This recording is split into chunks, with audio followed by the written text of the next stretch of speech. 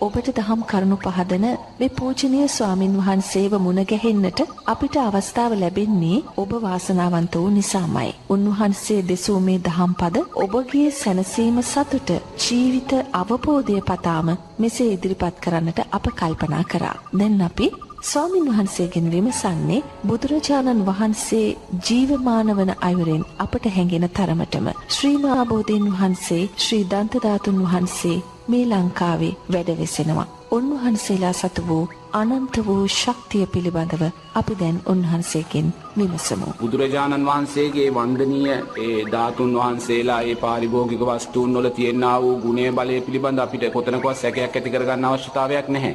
තේරෙනවද? ඉතින් අපි මේ ජයශ්‍රී මහා බෝධීන් වහන්සේ සුවන්වැලි මහා සෑසමිඳුන් වහන්සේ දන්ත ධාතුන් වහන්සේ දකින්න ඕනේ ජීවමාන බුදුරජාණන් වහන්සේ හැටියට. ජීවමාන බුදුරජාණන් වහන්සේ හැටියට. ඒ සෑම දෙයක් තුනම දැන් බෝධිය කියලා කියන්නේ සම්මා සම්බෝධිය. බුදුරජාණන් වහන්සේගේ සම්මා සම්බුද්ධ ඥානය තමයි බෝධීන් වහන්සේ තුنين අර්ථවත් වෙන්නේ. ඒතකොට අපි එතන තමයි දකින්න ඕනේ. දැකලා ජීවමාන බුදුරජාණන් වහන්සේ හැටියට මේවාට අපි වත් පිළිවෙත් සිද්ධ කරනවා. ඉතින් මේ වත් පිළිවෙත් සිද්ධ කිරීම නිසා අපි ඇති කරගන්නා වූ ඒ වන්දනීය වස්තුන් නිසා ඇති කරගන්නා වූ සෑම සිතුවිල්ලකදීම අපිට සුගතිගාමි කුසල් චිත්තයන් සකස් වෙනවා නෝනා.